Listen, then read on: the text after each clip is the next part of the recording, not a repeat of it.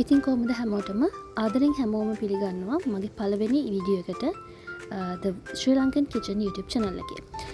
ඉතින් අපි මේ channel එකෙන් ගේන පළවෙනි රෙසිපිය විදිහට බලමු කොහොමද මේ රසමරස තිබ්බටු මැල්ලුම හදාගන්නේ කියලා.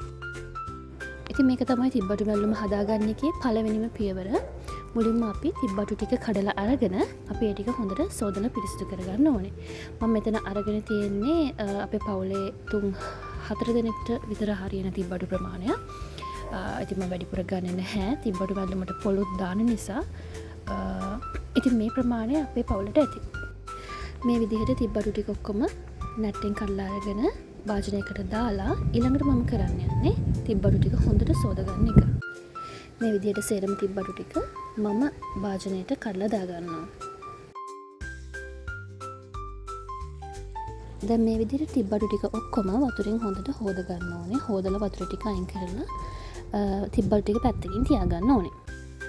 ඉතින් මම ඊළඟට කරන්න යන්නේ තිබ්බටු මැල්ලුමට අවශ්‍ය පොල් මිශ්‍රණය සකසා ගන්න එක. ඒකට මම මුලින්ම සුදු ලුණු බික් දෙකක්, නයි මිරිස් කරල් දෙකක්, ඊළඟට ලුණු සහ ගම්මිරිස් ඇට කිහිපයක් යොදාගෙන මේ මිශ්‍රණය තලා ගන්නවා.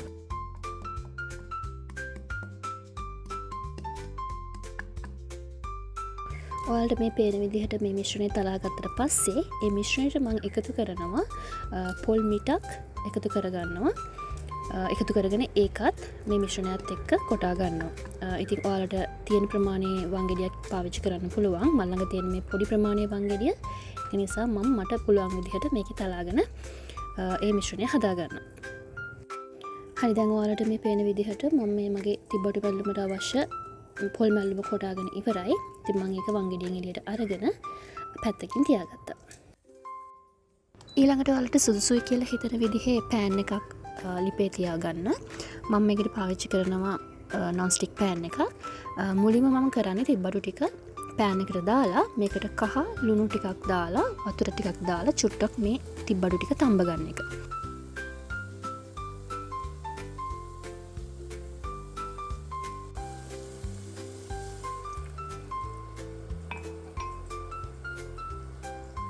ඉතින් මෙන්න මේ විදිහට වතුර චූට්ටක් දාලා අපි මේ තිබ්බටු ටික තඹ ගන්නවා.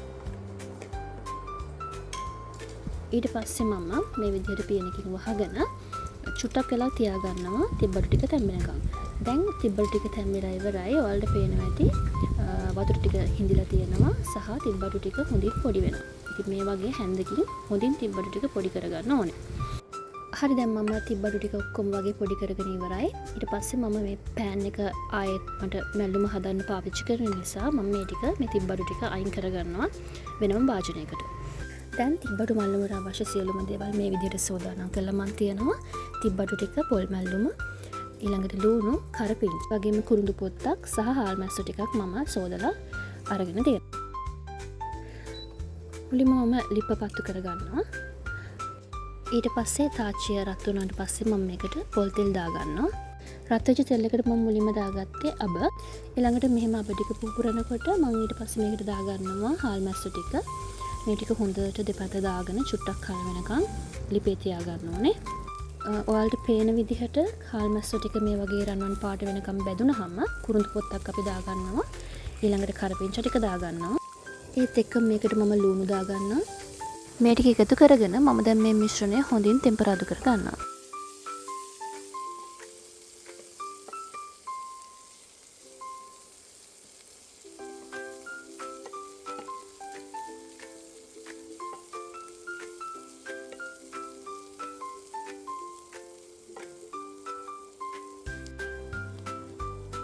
ඉතින් මේ විදිහට හාල් මැස්සු ටික ලුණු ඒ ටික බැදීගෙන යද්දී අපි මේකට දානවා සීමර ටිකක්.